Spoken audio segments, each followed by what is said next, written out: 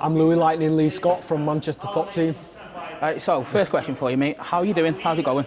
Good, mate, all right. You know, injured at the moment, just had surgery, so just on with my rehab and stuff and recovery and that. Been over in Vegas for a Tibas fight. It was good while I was over there because I could get some work in at the PI with the physical therapists and stuff, so yeah, on a good path.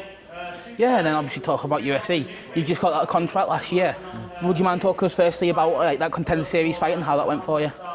So, yeah, it was like a bit of a tough fight for the first 2 rounds. I'd say a guy had like a tricky style. You know, you don't often come across guys who the main thing is leg locks in MMA these days anymore. So it was a bit of a mad guy to train for. You know, like it's hard to find training partners to train for that sort of guy. Cause if you want to train with the jiu-jitsu guys, they don't want to get punched in the face. So the guys that are into leg locks are into leg locks. They don't tend to be into MMA. So do you know what I mean? It's hard to get them to. You don't want to MMA spar with you because against that guy, I need to ground and pound. That's why the leg locks are good in MMA though, because no one trains it. Yeah, exactly. It's a bit of like a bit of a catch-22. Yeah, catch-22 sort of thing. But if it doesn't work, you get your head smashed in.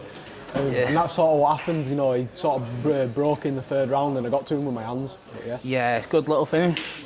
But obviously you're talking about going to Vegas with Atiba. What's it like for you training at a gym like Manchester Top Team with so many killers, UFC fighters, PFL fighters, just so many top quality quality teammates to be training with? Yeah, just training with the best, mate. That's what you got to do to stay on top of your game. You know, if you don't have the training partners that are pushing you and making you stay sharp so you can keep winning rounds and being the best you can be in the gym, it's hard. So it makes everything easier where you know, iron sharpens iron. Yeah. And then obviously, your first fighter in the UFC from Leeds. What does that mean for you? It's great, mate. I've made history before I've even got started. For me, it's about inspiring the next generation again because in Manchester, there's been a lot of good MMA fighters already, so there's already a scene and there's loads of gyms, whereas it's a smaller thing in Leeds. There's a couple of gyms with good coaches, but we've not had the fighters come through yet to get to that level, and one guy getting through opens the door, so now all the young fighters coming through can see, yeah, you can be from Leeds and get to the UFC. You know, you don't have to potentially, obviously I come travel to Manchester for my training, but the level's there in Leeds now. Like, there's a lot of good coaches and good gyms where you can get through to that level. So I think it's that for me. Yeah, and then talking more about your record and stuff. You're still undefeated, 10-0. How do you see the UFC debut going for you? You know what? I've not thought about it loads. I mean, because the stressful part for me has always been getting to the UFC.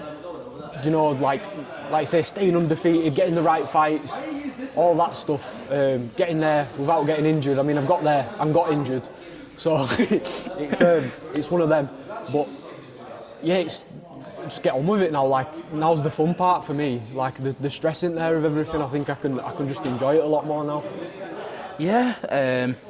And talking more about your record and stuff, the majority of your fights across amateur and professional have ended by finish. What's your secret behind that? That's all I'm looking for. I'm never looking to go to a decision. You know, I always want to get the finish.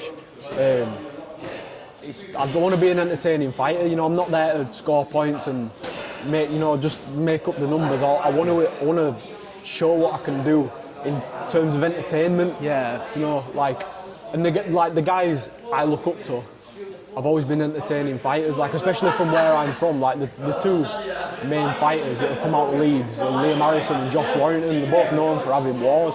So I've got to carry that on. Yeah.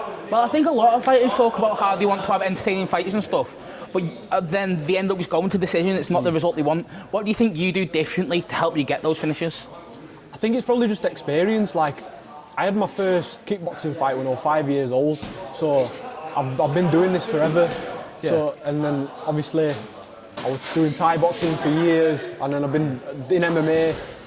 I had my first MMA fight when I was 16, so I've been doing MMA 10 years now. So I think it's just the experience. I can see when the finish is there. Will you tell me more about that then? What was it like training and fighting from such a young age? It's an hard one to say because it's the only thing I've ever known. You know, I don't know any different. I can't remember not fighting.